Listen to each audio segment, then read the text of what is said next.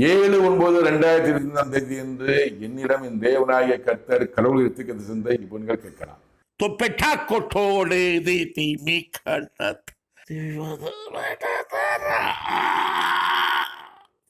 வேதனை விளாடிமிர் புட்டினுக்கு ஆரம்பமாகிறது.